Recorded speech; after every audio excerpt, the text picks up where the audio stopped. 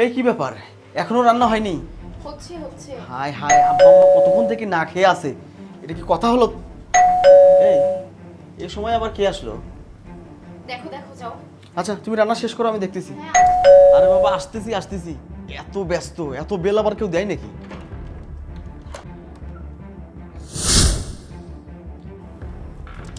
আরে বাবা তুমি এত রাতে এখানে, ভিতরে আসো ভিতরে আসো। আরে আসো তাড়াতাড়ি। এই এদিকে আসো।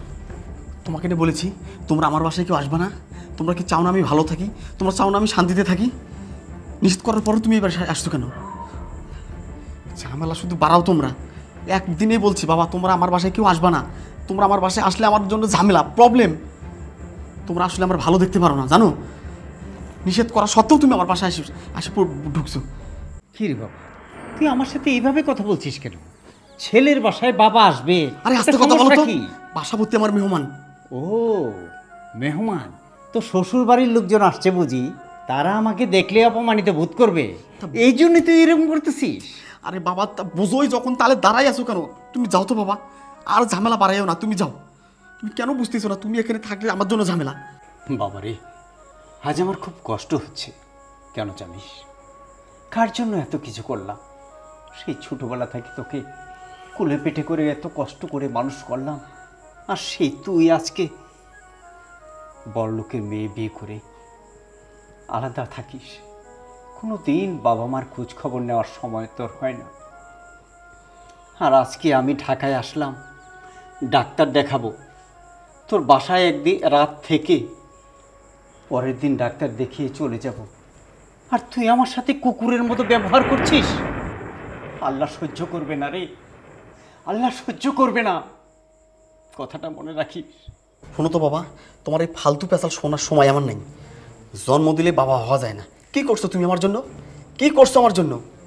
আজকে আমার যা পরিবর্তন দেখতেছো না, ওই শ্বশুর আর শাশুড়ির জন্য। ভাগ্যগুণ ওই বড় লোকের মেয়েকে বিয়ে করেছিলাম, তাই আমার এই পরিবর্তন।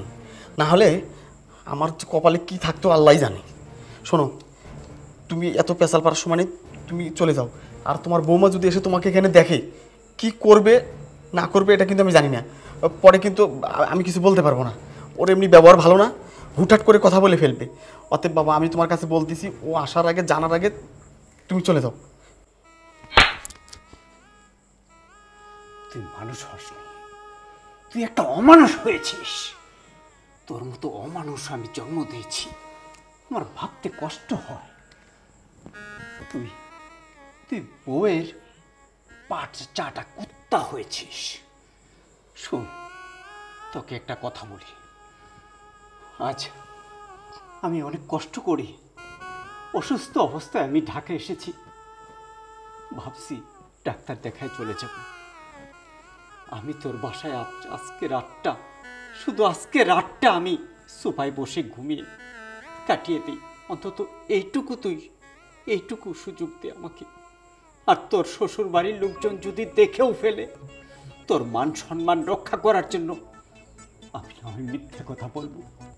আমি হয়তো বলবো তোর গ্রামের কোনো এক চাচা, আমি পরিচয় দিব না, আমি বাবা পরিচয় দেব না।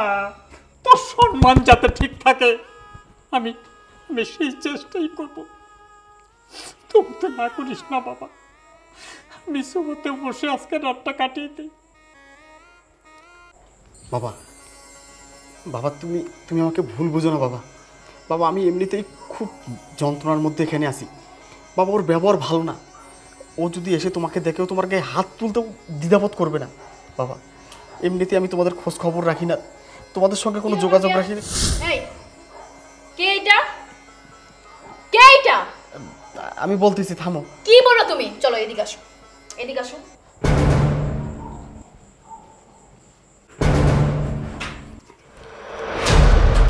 এই তোমার বাপ আমার বাড়িতে কেন আসছে? তোমার বাপ আমার বাড়িতে কেন আসছে? ওই ছোট লোকের বাচ্চা আমার বাড়িতে কেন আসছে বলো? কি জন্য আসছে? কি হলো? কথা বলছো না? আরে আস্তে কথা বলো না কেন? বয়স্ক মানুষ আসছে বাসায়, এত রাতে আমি কি করব তাকে এখন? আসছে বাসায় মানে? কি জন্য আসবে আমার বাসায়? এই তোমাকে বলছিলাম না আমাকে বিয়ে করলে তোমার বাসার কারোর সাথে যোগাযোগ রাখতে পারবে না তুমি? তারপরও ওই বুড়া আমার বাড়িতে কেন আসছে? আরে চুপ করো তো। তুমি চুপ করো। ও এইবার বুঝছি, আমার বাবা এই বাড়িতে আসছে জন্য তুমি ফোন করে তোমার বাবাকে এই বাড়িতে ডেকে নিয়ে আসছো, তাই না? শোনো, ডেকে নিয়ে আসছো। বেশি কথা বলিও না। তোমার জন্য কিন্তু আমি আমার পরিবারের কারোর সাথে কোনো যোগাযোগ করি না। এখন বয়স্ক মানুষ হুট করে বাসাতে আসছে, কি করব আমি? আমি কি তাকে ডাকছি নাকি? আমি অত কথা শুনতে পারবো না। তুমি বুড়াকে এই মুহূর্তে বাড়ি থেকে বের করো, আর যদি না বের করো আমি কিন্তু কালকে সকালে বাড়ি থেকে বের হয়ে যাবো, এই আমি বলে দিলাম কিন্তু। যাও, বের করো, যাও। আচ্ছা যাচ্ছি যাচ্ছি, এত চিল্লাচিল্লি করিও না। চিল্লাচিল্লি কেন করবো না? চিল্লাচিল্লি কেন করবো না? তোমাকে বলছিলাম না তোমার বাসার সঙ্গে কোনো যোগাযোগ রাখবে না কারোর সাথে। আর পাগল নাকি? আমি কারোর সঙ্গে যোগাযোগ করি নাকি? এখন হুট করে বয়স্ক লোকটা এত রাতে আসছে, এখন থাক না একটা রাত, সকালেই তো চলে যাবে সে। ও থাকবে, তাই না? ঠিক আছে, তাহলে তুমি তোমার বাবাকে নিয়ে এই বাড়িতে থাকো, আমি আমার বাবা মাকে নিয়ে এই বাড়ি থেকে চলে যাই। সেটা কেমন হবে? ভালো হবে, তাই না? থাকো। আচ্ছা ঠিক আছে, ঠিক আছে, তোমাদের যাইতে হবে না, তুমি থাকো। যাও, বের করো, যাও, যাও বলছি। বাবা,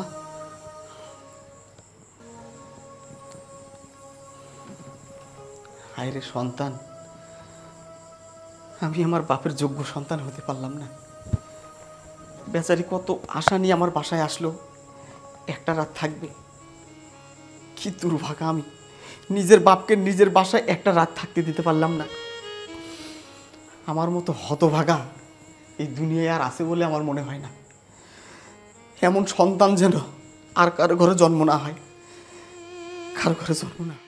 বাবা রে, গেটটা খুলো বাবা, আমি বাইরে যাব। কি ব্যাপার চাচা, আপনি একটু আগে আপনার ছেলের বাসায় গেলেন, আবার এত রাতে কোথায় যাচ্ছেন? ছেলের বাসা? আমার ছেলে নাই বাবা, আমার ছেলে মারা গেছে। আর তাই যদি না হইতো তাহলে এত রাত্রে নিজের ছেলের বাসায় আইসা আমার এইভাবে চলে যেতে হইতেছে। আমার ছেলের শ্বশুরবাড়ির লোকজন আসছে, আর তাদের সামনে আমাকে ছেলে পরিচয় দিবে না, বাবার পরিচয় দিবে না, তাতে তার মান সম্মান নষ্ট হয়ে যাবে। তার চেয়ে আমি চলে যাই। কিন্তু এত বড় ঢাকা শহর, আমি তো কিছুই চিনি না, কই যাব এত রাত্রে আমি ঠিক কিছুই বুঝতে পারতেছি না। চাচা, যদি মনে কিছু না নেন তাহলে একটা কথা বলি। বলো বাবা। আমি আপনার ছেলের মতো অত বড় কোটিপতি না। আমি এবং আমার বাবা সহ এখানে ছোট্ট একটা বাসায় থাকি। আপনি যদি চান আজকের রাতটা আমাদের সঙ্গে থেকে যেতে পারেন। ঢাকা শহরের ব্যাপার, রাস্তাঘাটও চেনেন না, এত রাতে কোথায় যাবেন? কিন্তু তোমার এখানে অসুবিধা হবে না? না, কোনো অসুবিধা হবে না। না বাবা, তুমি না বললে ঘরে তোমার বাবা আছে, ওখানে আমাকে নিয়ে গেলে তুমি আরো সমস্যায় পড়বে বাবা। আর তার দরকার নেই, তুমি খুলো, আমার একটা ব্যবস্থা হয়ে যাবে বাবা।